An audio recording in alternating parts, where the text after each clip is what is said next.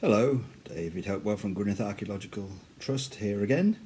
This is the third of our lectures looking at the Romans in Northwest Wales and the work of the Trust in this subject.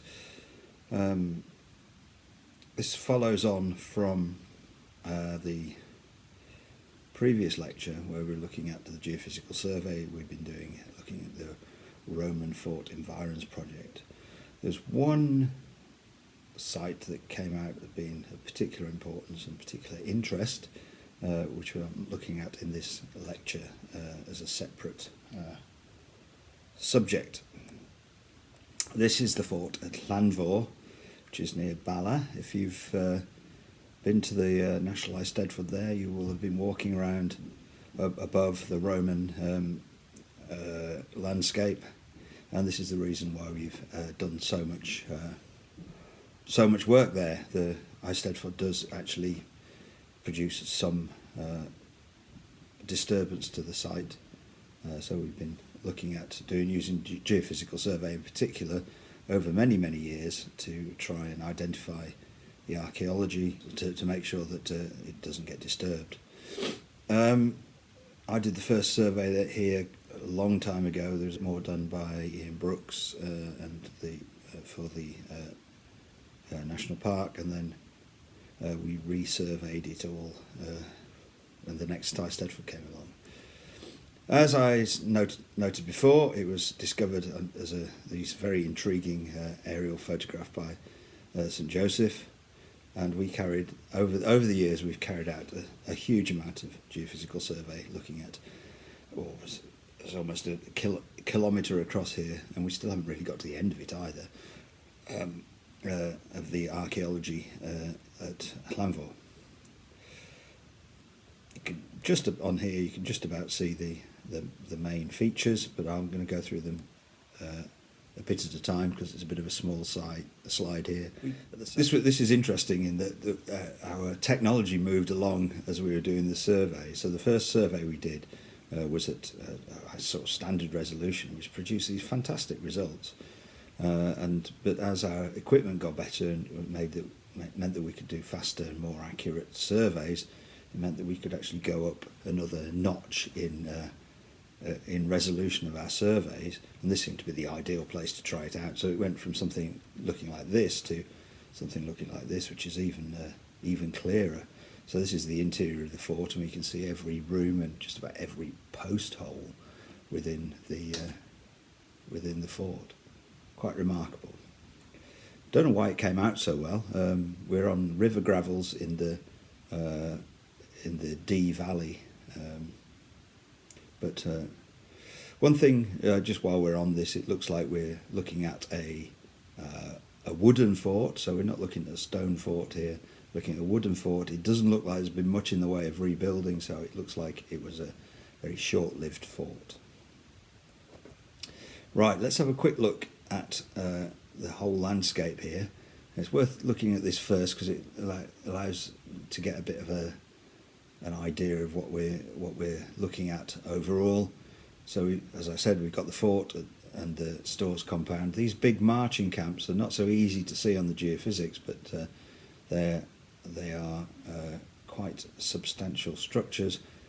We think these were probably to do with earlier campaigning. So we're on the Dee Valley here, so it's a way up from the fort at the legionary fort at Chester. So this may be where the first incursions came in from Chester. Difficult to know, not sure for certain. And we're not even sure which campaign they come from necessarily. We're presuming it's the Flavian campaign in the AD 70s, but it could be earlier. Not sure. Other things that came up on the geophys are some earlier features. We can see two circular features, which are Bronze Age barrows. There's a pit alignment, which is just about in the centre of the slide. We've got ridge and furrow ploughing. There's a farm in a rectangular enclosure on the east, and we've got a Viking Settlement showing up quite nicely. So let's have a quick look at some of these features. This is the Polygonal Stores compound, quite an unusual feature. The double ditch defences along with 3 gates on the eastern side, which you can see and if you look very carefully on the inside of the gates, you can see 4 little anomalies which are presumably guard towers. We've got quite a complicated little bit, unfortunately cut through by the current field boundary, but we've got the Bronze Age barrow, and then beside that we have the line of the ditch of the large temporary or marching camp, which sort of skirts around the barrow quite nicely. And you can see the other Bronze Age barrow at the northeast up there as well. So yeah, we think it's been interpreted as a stores compound, somewhere to safely store materials during a campaign. Without excavating, we couldn't be entirely sure. So heading up to the north of the survey, this shows us the ditches of the camps. Not quite so easy to see, but if you look for the curving corners of the camps, you can see these. At the south of here, you can see lots of nice ridge and furrow from medieval period. This is just to the north of the fort, and we have Viking Settlement. So this is nice. This is as we've seen in the previous lectures, this is a sort of civilian settlement. I think this one's particularly interesting because we're looking at a wooden fort here. It looks as though it was very short-lived, but even though it was short-lived, we already have a Viking settlement appearing apparently very quickly. So it tends to make me think that the people who were living in Vicus initially were people who were actually coming along with the Roman army. So it could be all kinds of things, from tradesmen to unofficial wives. But interesting. This is our farm out on the east side. You can see a little post-built rectangular building in the corner and an entrance to the north. And then the fort itself. This is a 200-metre square fort, absolutely crammed to the gills with buildings. Quite an unusual layout. Pardon me. Probably looked something like this. There goes a jet. Although this one isn't quite as crammed full of buildings, but this kind of thing. As I was saying, 3 defensive ditches. We did actually manage to get a section through the ditches. The innermost ditch was quite a substantial and deeply cut ditch through these, as you can see, this sort of stony subsoil. There we go. Sections through them show the different depths. So the inner ditch was quite deep with like an ankle breaker at the bottom. It looks like the rampart has been ploughed pretty much flat, and then we've got 2 smaller ditches to the outside. Looking at the interior of the fort, we can see all kinds of features from on the geophysical survey. It's very detailed. This is on one side where you can see the 3 ditches, and on the inside of the ditches you can see these multiple anomalies I think they're in 6s.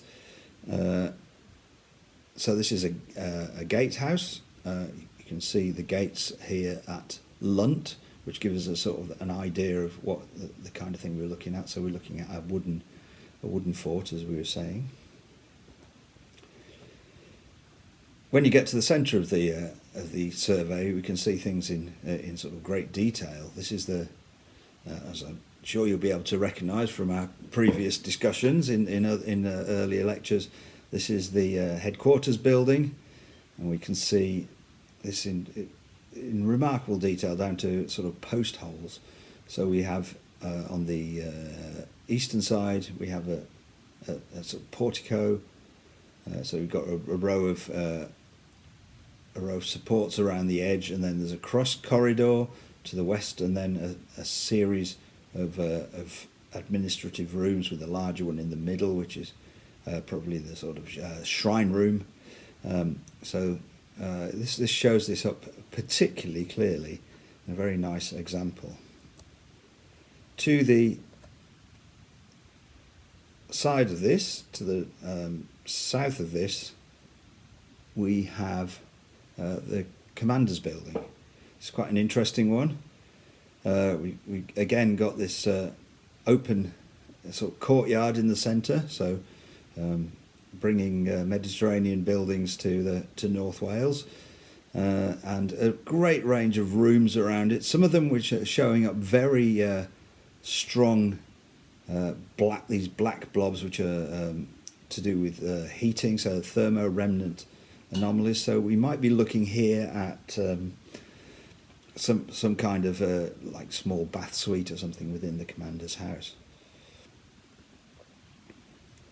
If we move to the other side, I'm not quite so sure what this building is. It's quite complicated. It could be a workshop, could be a hospital, something along those lines. This is an unusual one. I think I know what it is, but it seems a strange thing to find within the fort. But if we're looking at a campaign fort where security is going to be very strong, it might explain it. I think this is a bathhouse. It has three very strong anomalies in it that look like the kind of thing you would find in a bathhouse. But normally bathhouses are outside of a Roman fort. And I think some of this might well be to do with the fire risk. So having a bathhouse in the interior of a wooden fort, either they were desperate or I'm interpreting it incorrectly. One of the most obvious features within the fort is this line, these multiple lines across a building. Now this is a very typical granary. So the lines are actually small ditches that would have had posts in them, which would have lifted the granary up off the ground to help protect the grain from vermin and also to keep it dry. The very strong anomalies along the southern side of it, I think, mean that at some point it had a bit of an accident and caught on fire, because it looks like strong thermo-remnant anomalies along the southern side there. Here's my interpretation of it. You can see it a bit more clearly. We've got all kinds of things around it. We've got these little these open-fronted buildings on either side of it, which are quite typical sort of legionary fortress features. It can be little workshops, or I'm not entirely sure in this case. This is to give you an idea of what the granary would have looked like. This is the reconstructed granary from Lunt, and you can see the posts holding the granary up off the ground. So this is the kind of thing that we would have been looking at. So one feature about this fort that is most obvious is there are lots and lots of barracks in it. So here we have in the northern side a row of 6 barracks. They're infantry barracks with not particularly easy to see, but it looks like that each barrack consists of a long row of 11, we call them contubernia, which are like paired rooms which held usually 8 soldiers. And then on the eastern side we've got some bigger rooms, which is where is the officers' quarters. So there we go. That's the first. If you look carefully, you can see, particularly on the northern one, you can see along the edge of it a series of post holes, which means that there was actually a veranda along the front of the barracks, looking something like this. I think this is in the Saalburg in Germany. So this is the kind of thing we'd be looking at there. Here's a reconstruction drawing of the interior of Barrack Room. I think this is from Anne Johnson's Roman Forts book. So you can see this. You'd have usually find a hearth, and you'd have a bunch of men living in quite close quarters there. And these individual contubernia were usually divided into two, one of which would be like the living quarters, the other side would be more of a storeroom, I think. So this is the overall interpretation, my overall interpretation of the fort, and the one bit I had a great deal of difficulty with when trying to draw it up, which was in the on the western side here, and you could see I was having great difficulty working out where the walls were within these barrack blocks. So you've got lots more barrack blocks here, but the walls didn't seem to line up properly, and I couldn't work out what was going on initially until I spoke or got in touch with and saw some of the discoveries there upon the line of Hadrian's Wall. And then I realised that we're actually looking at paired rooms, but one side of the pairs had individual anomalies in them. So this is how it should actually be interpreted. So these, as far as we know, are cavalry barracks. So it's very different to the infantry barracks in that they had horses in one side of them. This is a fairly recently recognised style of barracks, and not something I'd seen before. The anomalies in the rooms are actually pits, so they're pits to soak away the horse's urine. Charming. I imagine these might have been slightly smelly barracks. These have been the thing that alerted me to them were examples in Wall's End, South Shields, but once you start looking for them, these things start turning up. There's recently a stunningly well-preserved example at Vindelander, an early phase of Vindelander, and it looks like we've also got them at Carlisle as well. So this is the Wall's End example. They're not quite as long, but you can see in the southern part of the fort there exactly the same arrangement, though with slightly less than the 12 contubernia that we have in Llanfor. So this is roughly the kind of thing we'd be looking at. So this is from Nick Hodgson and Paul Bidwell wrote a paper about these in Britannia, which is worth looking at. So, having got all this information, we needed to get this published, so I worked with Nick Hodgson from South Shields, and he wrote part of the paper with me. Having looked at the geophysics, we can come up with quite a few ideas about what was going on here. It looks like the garrison was something along the lines of 500 auxiliary cavalry and 480 legionary infantry, a cohort. That seems to fit what we've got. Those small open-fronted buildings, tabernae, and the large numbers of rooms in the headquarters building also look as if we've got a legionary influence here.